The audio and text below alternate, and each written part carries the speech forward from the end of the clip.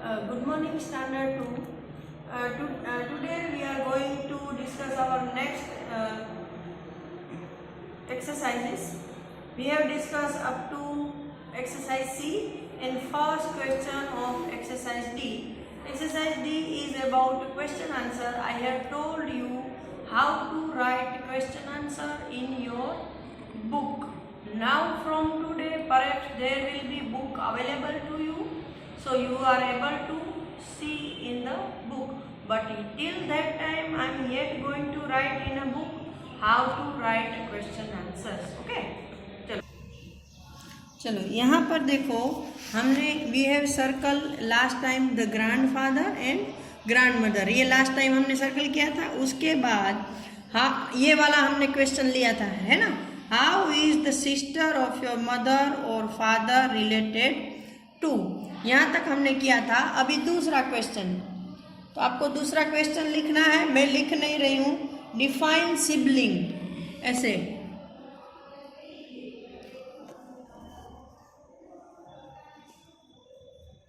ये आपको एक बुक में लिखना है. यहाँ पर देखो, अगर आपकी ये टेक्स्ट बुक आ भी गई तो यहाँ पर लिखने के लिए प्लेस नहीं है, है.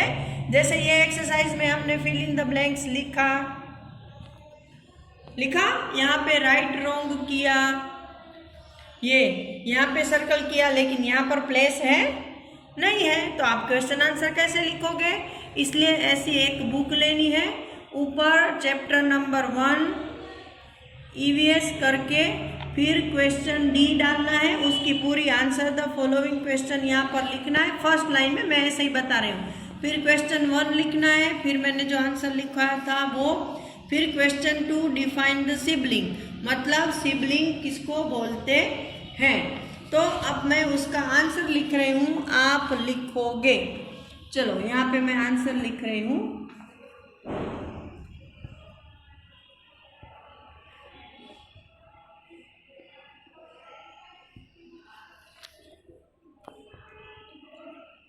A sibling is your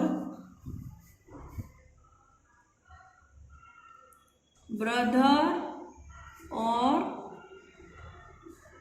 sister. मतलब सिबलिंग कौन है, तो क्या आपके भाई या बहन, वो आपके सिबलिंग है. चलो क्वेश्चन नंबर 3, ये आप यहाँ पर लिखोगे, मैं लिख नहीं रही हूँ. What is another name for a small family, मतलब स्मॉल फैमिली का दूसरा नाम क्या है. तो इसको कैसे लिखते हैं, देखो ये है ना वॉट. वॉट को निकाल के आप लिख सकते हो कि nuclear family is another name for a small family. कितना आसान है. जो भी क्वेश्चन वॉट से आता है उसमें वॉट को निकाल के आपको डायरेक्ट वो स्पेलिंग डाल देने हैं. जैसे कि मैं यहाँ पे लिख रही हूँ, ये थर्ड क्वेश्चन हो गया. यहाँ पे मैं आंसर लिख रही हूँ.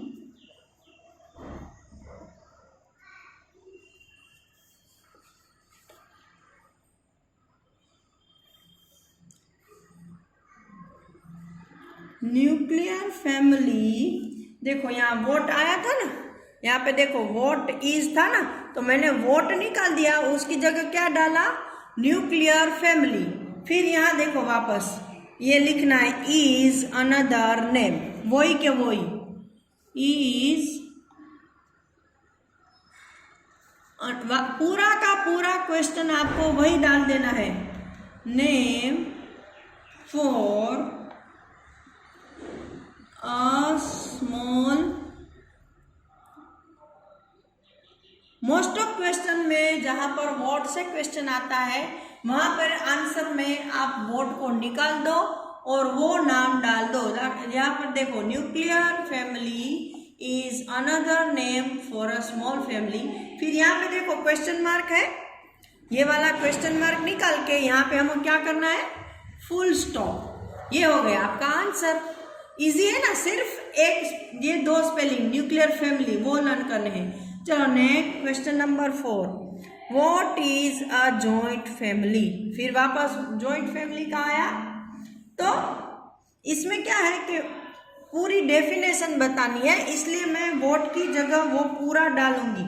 ठीक है, चलो what is a joint family, तो मैं लिख रही हूं अ बिग फैमिली in which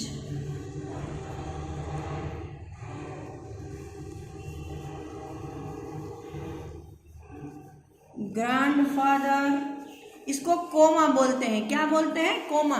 मतलब बहुत सारे नाम या बहुत सारी चीजें हम एक साथ लिखने जा रहे हैं, तो एक नाम लिख दिया, फिर ऐसा जो सिंबल किया उसको कोमा बोलते हैं। ग्रैंडफादर,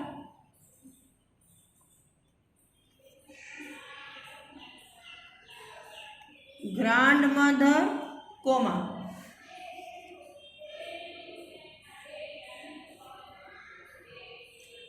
पेरेंट्स मतलब आपके मम्मी पापा, अंकल्स मतलब आपके काका, आंट्स मतलब आपकी चाचियां, आपके चाचा और चाची, एंड कजिन्स, कजिन्स मतलब आपके चाचा चाची के भाई बच्चे।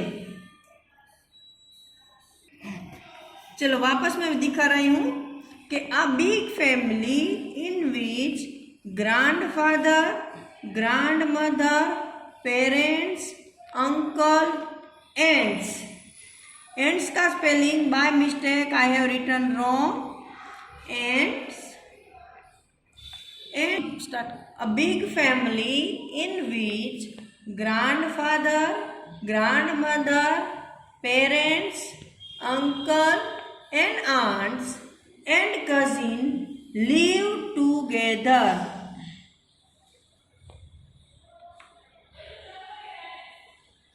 ये डेफिनेशन क्योंकि थोड़ी बड़ी है, आपको बहुत सारे स्पेलिंग याद रखने पड़ेंगे। अभी आप छोटे हो, बट बाकी के जो आंसर है वो इतने बिग नहीं है, so you should have to try it. Okay, चलो next number 5, what do you understand by maternal grandparents? मतलब मैटरनल ग्रैंड पेरेंट्स वर्ड से आपको क्या समझ में आता है? तो यहाँ पे हम उसका आंसर लिखेंगे your mother's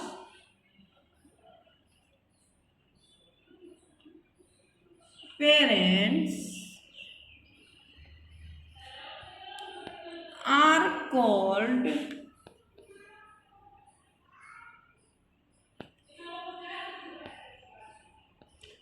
maternal grand parents. मतलब आपकी मम्मी के जो पेरेंट्स हैं, मतलब आपकी मम्मी के मम्मी और पापा, उनको आप मैटरनल ग्रैंड पेरेंट्स बोल सकते हो। इन शॉर्ट जिनको आप नाना जी और नानी जी बोलते हो वो है आपके maternal grand parents. So this is our chapter 1। There is one activity zone over here, look at this picture. यहाँ पे एक आपको व्हाट्स दिया है, मतलब आपको थिंकिंग करनी है। क्या करनी है कि if your grand parents visit your house over holidays, does your family become a big family for a while? Discuss with your teacher. मतलब इसमें बताया है कि सपोज आपका न्यूक्लियर फैमिली है, मतलब आप, आपके भाई बहन, आपके मदर फादर इतने ही इनमें रहते हो, और हॉलीडेज में, छुट्टियों में आपके ग्रैंड पेरेंट्स आपके घर में कुछ दिनों के लिए रहने आते हैं, जैसे कि जनरली आते हैं ना, तो क्या आपकी फैमिली है वो कुछ वक्त के लिए बिग फैमिली बन सकती है? तो हम क्या सोचते हैं कि जिनमें भाई पेरेंट के अलावा ग्रैंड पेरेंट, अंकल आंटी, उसके बच्चे ये सब हो, उसको हम बिग फैमिली बोलते हैं। तो इनमें अंकल आंटी तो नहीं आ रहे हैं और ना ही इससे कम लोग हैं, so we can say them yes it's a big family, because थोड़ा बिग तो होता है ना। सपोज ऐसा भी हो कि किसी के अंकल आंटी हो ही नहीं, ठीक है, तो भी उसकी फैमिली थोड़ी बिग तो बनेगी ना। जैसे आप अपने पेरेंट के साथ रहते हो, उससे तो थोड़ा बड़ा बनेगा या नहीं, ठीक है। तो चलो नेक्स्ट एक्टिविटी ओवर हियर। ये एक्टिविटी आपको अपनी बुक में करनी है, जो कि मैं आपको एक्सप्लेन कर रही हूँ। व्हाट इज योर सरनेम, तो यहाँ पर आपको अपनी सरनेम लिखनी है, जैसे कि देलवाड़िया है, परमार है, राठौड़ है, जो भी आपकी सरनेम है। फिर ask your friend their surname and write below. अभी तो आप घर में हो तो फ्रेंड के साथ मिलजुल नहीं सकते हो, लेकिन फर्स्ट स्टैंडर्ड में तो आपने स्कूल अटेंड किया है और आपके साथ स्कूल में जो बच्चे बैठते थे उनमें से जितनों की भी सरनेम आपको याद हो, उनकी सरनेम आपको सिर्फ 4 सरनेम यहाँ पर लिखनी है, तो उनकी सरनेम आप यहाँ पर लिख सकते हो। या फिर घर के आजू बाजू जो बच्चे रहते हैं उनके साथ तो आप बहुत सालों से खेल रहे हो, है ना, तो उनकी सरनेम भी आपको याद हो तो वो भी यहाँ पर लिख सकते हो। दैट्स ऑल, आज का चैप्टर यहीं पर खत्म होता है। नेक्स्ट लेक्चर में हम वापस मिलेंगे, तब तक के लिए गुड बाय।